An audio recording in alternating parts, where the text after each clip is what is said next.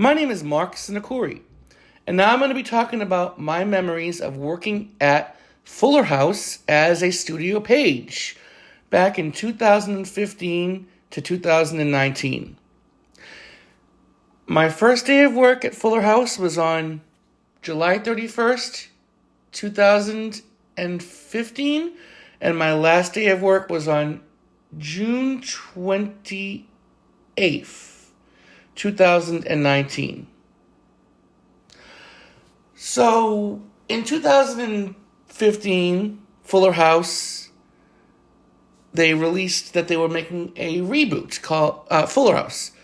A reboot called Fuller House. Full House is becoming Fuller House. And I said to myself, I would love to be a PA on that, but knowing my luck, I'm not even going to get that far. I submitted. I got through to the office, the production office, and I submitted. And I didn't hear anything from them. And then I was crossing my fingers. I was saying, please let Audience Unlimited get the show. Don't let One Iota get it.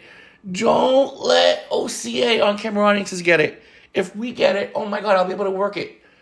And we got it. And the first taping was on a Saturday. And I should have had my availability. They filmed the second episode as the first taping. And I could have been available for that. I was. But I didn't put my availability. But I was there for the pilot taping, which was the second taping. And I asked my boss, Frank Posh at the time. He had taken over at Audience Unlimited. And I told him, I said, I see we got Fuller House. I would love to work that show. You know, Full House was a favorite of mine growing up over the years. And then, once I said that, he put me on schedule for the next episode, which was ironically the pilot taping. And I said to myself, I'm going to do what I did at The Price is Right at Fuller House. I'm going to do trivia out in line with the audience. So while they're waiting in line, I will do trivia from the original Full House to get them ready for Fuller House. Because in Fuller House, which worked, at the show, the writers would sometimes put in trivia and nods to past episodes of Full House. So my trivia would work out well. The audiences would be reminded of the past, and sometimes that trivia would be in episodes here and there. So, and the audience loved that in the first episode, and all the pages were smiling, clapping, cheering me on, and they said, that's great, keep doing that. Every time you work the show, keep doing that. They love that. And I only worked the show 3 times that season. And every time I worked it, even when I wasn't working it, say if I was working Mom or The Ranch or whatever show was filming at the same time and the audiences were holding at the same place as Fuller House's audience, I would do trivia with the audience just in case. Just like when I was at CBS and I used to see The Price is Right audience. I go, okay, I'm not working the show today, but I'm going to greet that audience and make them have fun before the show. So I did that in season 1, and then in season 2, I only worked 1 episode inside the studio. And then in season 3, I believe I worked a few as well. And I remember at the end of season 3, well, the pilot, I got to hold the door for Jeff Franklin and Lori Loughlin. I remember that. And then in season 3, I think it was one of the last episodes of the season, I met John Stamos. He was in the scene in his robe. And he came out and he greeted the audience. I was usually watching the wheelchair audience, handicap audience. They'd wait by the stage, and some of the cast would come down and greet them.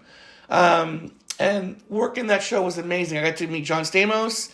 I got to meet the late Bob Saget.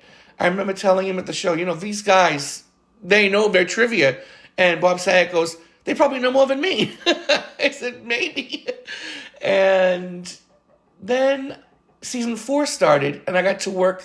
That was my regular show. I got to work almost every single episode of season 4, and into season 5 as well. I got to meet behind the scenes. I got to meet Michael Campion, and the day that he had his driving episode, Jackson had his driving episode, I told him behind the scenes, I'm like, I was wondering whether we're going to do like a driving Mr. Jackson. He goes, right? I'm like, you're already 16, right? He goes, yeah. Then I met Sonia Nicole Bringus behind the scenes one time. And I told her, I said, I tell the audience, where did Kimmy give birth to Ramona? And we both said it at the same time in a rental car. We started laughing. Not many audiences know that. Very few people knew that. And then I used to talk to Andrea Barber on her Twitter here and there, and I tell her I used to do trivia in line with the audience, and nobody would remember Kimmy's dog's name from the original Full House. And she goes, oh, Coco. And I'm like, yup. So then at the show, I remember seeing her there, and I told her, what's Kimmy's dog's name? And she goes, oh, Coco, that's you, that guy who was his trivia. I'm like, yeah.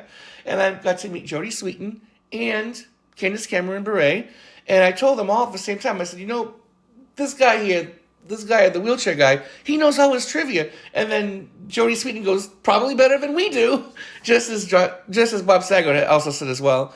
So I got to meet them, and I got to meet, who else? I met Scott Weiner at the commissary one time. He said hi to me. And I met his mom out in line one day. Who else did I meet? I didn't meet Dave Coulier. That was the only one I didn't meet. Him, and I didn't meet Elias Harger. But practically everybody else I met, I talked to at least once or a few times. The crew was amazing there. The producers, Jeff Franklin, Brian Baher, David Arnold, who sadly passed away, John D. Beck. Bring them on stage. Bring the wheelchair audiences on stage. Let them meet the cast after the show. I'm like, sure. And then on June 28th was my last day working the show, and my head page goes, Mark, take photos of the show. Take photos on the set. So I did that. And I'll always have these memories to remember for the rest of my life. There were some great memories and great times working Fuller House between 2015, July 31st, 2015, and June 28th, 2019. Lots of fun, lots of good memories, and memories I'll never forget.